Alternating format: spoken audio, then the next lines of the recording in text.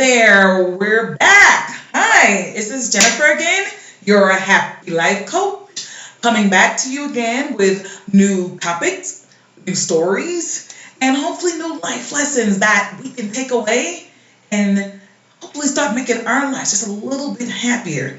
That's the whole point of these videos that I'm putting out here. It's the everyday things that we do or don't do or how we do them that determine the level of happiness that we do or do not have. I am really happy, like I've always said. And everyone that knows me is constantly like, why are you so happy? Not that I don't have problems, not that I don't have conflict and issues. It's just my way of handling or thinking about them. They tend to just, here, they're gone, I'm back. Happy girl, And that's what life's about. Who wants to walk around pissed all the time, angry all the time? Anyway, what's today's topic? All right. Well, today I received an email from a viewer, and they were asking me, they're saying, hey, I have some issue here. I started to think it's me. I said, okay, let's see where this is going. The person says, I have situations where someone may have done something to me or disrespected me or just treated me wrong, and I have every right to be upset. What I'm noticing is that the way that I choose to do things, and I think it's me, situations always seem to get worse. I've never addressed an issue and somehow it just worked out. Every time I address an issue, it turns into a much worse situation than it was at the beginning. And I'm starting to notice as I get older, I'm paying attention to other people, and I'm noticing there's some people that are like that, and there's others that, they have problems, they have conflicts too, but they're not running into the same response or reaction. So now I had to step back and go, okay, how do I handle this differently so that every time I have an issue to address, it doesn't turn into World War III? I think that's a very valid question. 1, 2, I think this person is very intelligent, that they've actually stopped to analyze themselves and not continually blame it on everyone else. If you keep getting the same reaction from everyone you deal with in the same types of situations, all these people are individually indifferent. The only constant in the situation is you. And you do need to step back and reevaluate. Is it me? Now, she's not saying that the issues she's addressing are something that she shouldn't have to address. She's saying, I have every right to be upset. These things are wrong. What she's saying is, I don't want every time that I have to address an issue that it turns into this huge, big fight, argument, whatever, whether I'm at work or the grocery store, at home, or wherever it is. So she's saying, I'm looking at me now.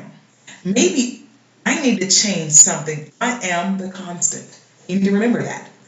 Same result, different people, you're the only common denominator. Okay, so here's my response to that. I think you're absolutely 100% right. Absolutely. How you address situations makes a huge difference on where it goes.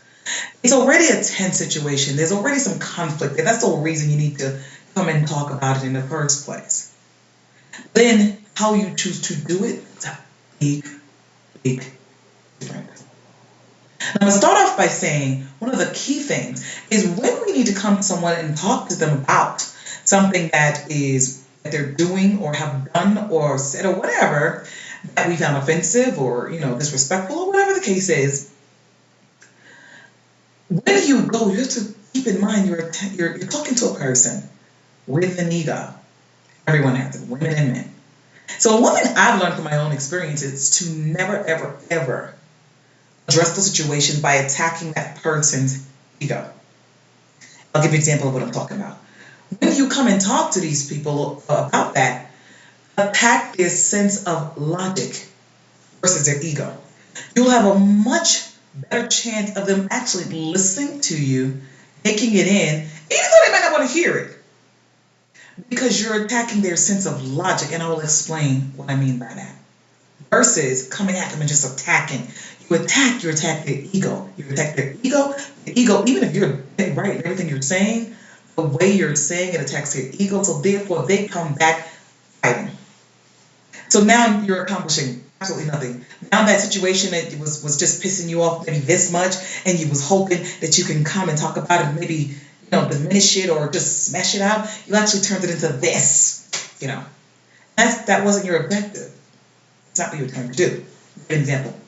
So I had a cousin. Actually, a couple of times my cousins have come to do this. But the first time it happened, a cousin of mine called me up and she said, Jennifer, I'm having this issue. I'm having a really big problem, with this person and so on and so forth. And I was wondering if you would do me a favor and come and talk to my neighbor about this issue. And I thought to myself, what? I don't even know what's going on. I have nothing to do with this. And you want me to go talk to this person about the problem you and this person are having? So that's a little strange. She said, well, no. I watch you. She said, and you seem to be able to say anything to anyone and they don't get upset with you. She said, you have conflict, you go, you talk to them, and everything's fine, washed over, and everybody's back friends again. She's figured, if you go talk to them, I think it'll be better versus me. So I stopped her and said, okay, wait. It's not that I can say anything and that people fear me or anything like that. That's not what's happening at all. Like, I'd rather give you some advice about how to handle a situation with your neighbor versus me coming in as a third party. I think you might want to try to handle this on your own. So the thing is, when I talk to people, I take the time to stop and think. Inside I may be pissed. I'm like, you know what? You pissed me off. But then I'm like, okay, you know what? Let me find a way to let this person know you've stepped over a line. You've crossed a line. I need to let you know this without it turning into a war. Give you a perfect example. This is an extreme, but it did happen. True story. Anyway, here's one of my stories. Here we go. One day, I am a New Yorker, born and raised in New York City. One day, I was coming from Manhattan. I was on the subway, and I'm riding on the subway. So it's about maybe from this point I was coming, start to that, to where I was going home, maybe about a 45-minute ride. So anyway, at the beginning of the ride, there's a young, handsome African-American gentleman. He sits down and he starts trying to talk to me. And we're talking back and forth. He's trying to get my number. But I wasn't interested at that time. That's not what But this guy, we just were talking. As the ride progressed, we get a little further on, and we're getting closer and closer to the end of that particular train line. So now I think we're about maybe 10 minutes. I'm going to say maybe about 10 minutes before we were going to hit the final stop. Okay. And the gentleman that's sitting next to me, he goes in his pocket and he takes out a cigarette. He takes a cigarette out. And I said, oh boy, so he's ready to smoke already. So he takes a cigarette and he does that thing that people, do. They hit the cigarette, like whatever. He takes it and he sticks it in his ear. I was like, oh boy, he is ready. I said, he must have a nicotine attack. So that's what I'm thinking. I'm just thinking to myself. Anyway, then he goes into his pocket and he pulls out a lighter. He's holding a lighter and I'm still talking to myself going, wow, he didn't need the smoke. So I'm making jokes in my head anyway. So then he commences to taking the actual cigarette out of his ear, out of his ear that he stuck it in his mouth, and he picked up the lighter and went to light it. And so I oh my gosh, she's gonna smoke on the train. Is he serious? So I turned to him and said, excuse me, I said, you're going to smoke a cigarette on the train? So he turned and he's very irate and pissed off. How dare I ask him any question now? So he says, yes, I'm going to smoke. I'm a grown man. I can do whatever I want to do and nobody can tell me what to do. So yes, I am going to smoke. That's his response to me. So of course I was offended. I was just like, whoa, where's you? Whoa. No, you don't get to do that. So I could have handled it other ways. I could have yelled at him, cursed him out, no, whatever. But what I did made a huge difference. I turned and looked at him. I said, well, I wasn't trying to offend you at all, and I apologize. I said, but this has nothing to do with you being a grown man. I do see that you're a grown man. I am not attacking your grownness. This is about respect. I'm attacking that. You have no right to decide what goes in my lungs and anyone else in this train. You have no right to decide that. It's like we have no right to decide anything about your life and your health. So no, I'm not saying you're not a grown man. I'm saying that what you're doing is disrespectful to other people, and you don't have that right. That's what I'm saying. I'm not attacking your grownness. I'm attacking your respect. That's what I'm attacking. You have a good day. So I stopped and I stood up and I walked away. Now, for those of you who are not from New York, the New York City subway cars have 10 cars per train. So at that time, I was in the fourth car from the front. There's 6 more cars behind me. So I stood up in the fourth car and then I commenced to walking through the rest of the fourth car, and I went through, you can walk through the doors. I went through the doors that, connect the other trains together. So I went through and I went to the third car and I walked through there. And I went to the second car and I walked through there. And I went to the first car and I walked through there. And I went all the way to the very, very beginning where the gentleman or woman who happens to be driving the train is located. And I sat there with my little attitude. I'm like, oh, here he. So I just figured I would just remove myself from the situation. You're going to smoke. I said my piece. I didn't disrespect you. And I moved on. Okay, no more than a minute later after I've sat down, I see someone running through cars coming towards the car I'm in and jumping and running and jumping and running like that. So now I notice as the guy gets to the second car, it's the guy that I just finished giving a little, respect lesson to. So he comes and I go, oh my gosh, darn it. And I see him, and so he comes into the first car, and he's looking around. Then he spots me, and he goes, oh, there you are. I was looking for you. So now I'm terrified. I'm thinking to myself, oh my gosh. So what do I do now? I'm thinking, you really stepped into this time. You always want to say what you want to say to people, but sometimes, Jennifer, you really need to shut up. So that's what I'm thinking right now. Anyway, the gentleman comes on over to me and the front. He's like, I was looking for you. So now I'm terrified inside. Inside, I am shaking. I'm thinking, oh, gosh, did it now. Outside, I'm like, what? I had on my stern, I'm tough New York woman. Who are you talking to? That was just what I was wearing. Inside, I was like, ah, she's gonna kill me now. Ah. So okay, it's like, what? So he says, I just came because I thought about what you said, and I came to apologize. You're right. I had not really ever thought about it the way that you said it. And what you said made absolute sense. I had no right, and I have no right to decide anything about your health and your life. I choose to smoke, and that's on me. And I'm really sorry that I disrespected you that way. Will you accept my apology? So I'm shocked. I'm going, wow, okay. So I'm not saying anything, but I'm still sitting there with my stern face. And then he repeats, he said, do you accept my apology? I said, I'm sorry, I really am. So I said, yes, I do. So, story goes on. Now we've made it to the absolute last stop. So we're in the very, very first car, which is by the stairs and the escalators and the elevators and things of that sort. So I'm still a little leery. I'm not sure he's genuine. I'm happy he came to apologize and that he thought about it, but I'm still leery. So now we get to the end and everyone is exiting. So I decided I'm going to wait and let everyone get off first. Let everyone get off first. So I stayed and just sat there and waited. So it looked like there must have been thousands of people getting off, but he jumped off first and ran. He was the first person to get off. So I thought, okay.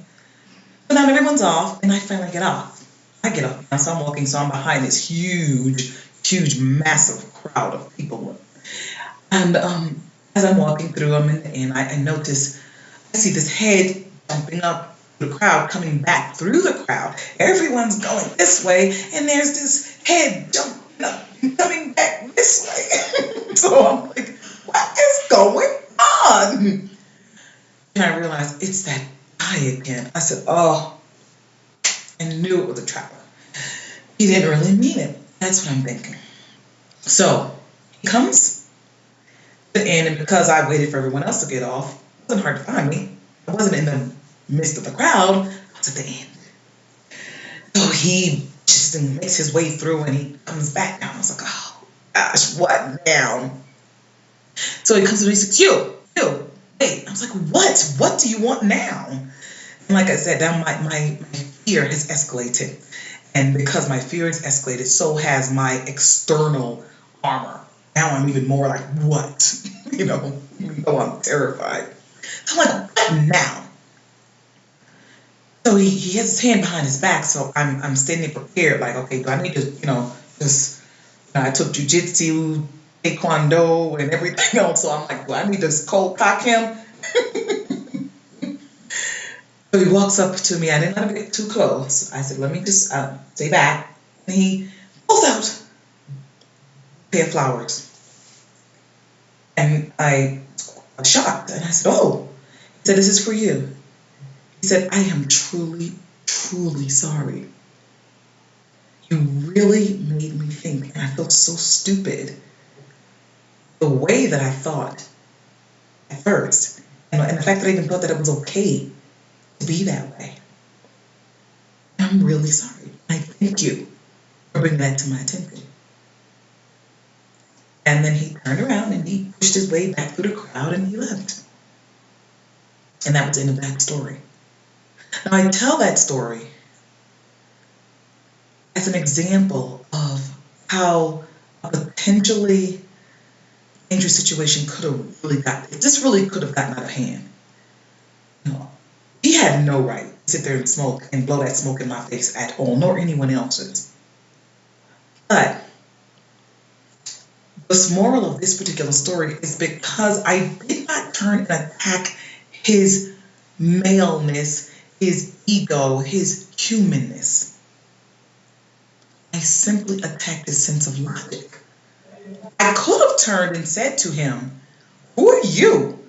How dare you think you're going to do that, mother effer, blah, blah, blah. I could have went on and did all that kind of stuff, and that would have escalated worse because he would have in turn turned back to me, cursed me out, and back and forth. It just would have went through this whole, and it didn't. It just did not, because I chose to talk to him. I treated him with respect, although he was not being respectful. I attacked his sense of logic. Look, I am upset with you. You don't have a right to do that, but let me tell you why you don't have a right to do this. And those points that I made to him hit home. You know what? She's absolutely right. I wouldn't want anybody to decide what I'm going to have in my body, what I'm going to do. I decide that. And I don't have the right to decide it for anyone else. And just before we close, I'm just going to give an example of I saw a similar situation happen on the subway also. Let me just fix my headband. Where a woman was on the train, very tall guy, and she was a cop. And she turned and she asked the guy to put a cigarette out. He pulled a cigarette out and started to light it. But she did not ask him. She turned around and she just started, but effer, put that mother, blah, blah, blah, blah, blah, blah, blah. He's like, you know what? You need to shut up. And I'm going to do whatever I want to do. You're not going to tell me what I'm going to do. And he's like, and the way you're talking to me, you need to shut the mother. And so it started this big, and she's like, no, I'm a cop. I could do what I want. And I'm not saying, this because she's a cop. I'm just explaining the story. This wouldn't have mattered whether she was a cop or not. The way she chose to address him, it just escalated. Eventually, because she kept going on, oh, you're this and you're that, then she took her stick out and hit him. You're going to put that cigarette out, she says. And then what he did was he picked her up and body slammed her. And I sat there thinking to myself, this could have went such a totally different way. He was wrong. Yes, he shouldn't have been smoking. But the way she came and talked and addressed him, was no way it was going to turn out any better than that. And I'm not saying it's her fault, but I'm saying the thing is, like the woman that wrote in, how we address situations. You either are throwing gas and lighting it, or you're throwing sand and dirt and smothering it. It's up to you to decide. How do I want to handle this? Do I want this to become an additional drama story in my life? More stress, more anger? Or do I want to just handle this, be able to walk away calmly, happily, knowing we met somewhere in the middle? Now this person understands where I stand and I understand them. Now I'm not saying that everyone that you're going to deal with is going to be reasonable. There's some people that are absolutely 100% unreasonable. That's going to happen. What I am saying is this is the life, and this is how I've always lived. It's very rare to have major conflict. Very, very rare. I can't even remember. I don't get into issues with anyone. But I'm not one to let people walk over me. I'm not one to just take an issue and hide it and put it aside and just pretend it didn't happen. I will come to you. I'm going to get in your face. But how I do it makes a difference. I don't believe in holding that stuff in. How I do it makes a difference. So what I can say from my own life experience is it does make a huge difference. Don't attack people. Don't come at them like, you're going to do this. Like, no. The moment you start talking to people that way, this attitude, this command, this demand and command, and I'm going to tell you, you're not listening anymore, no matter how right you are. No one's listening anymore. The ego is taking over. And when that comes out, ooh, the ego is all about, no, you're not going to make me look stupid over here. And now the rationalness that could have been there, the rationalness that could have been there is gone. Now it's all irrational.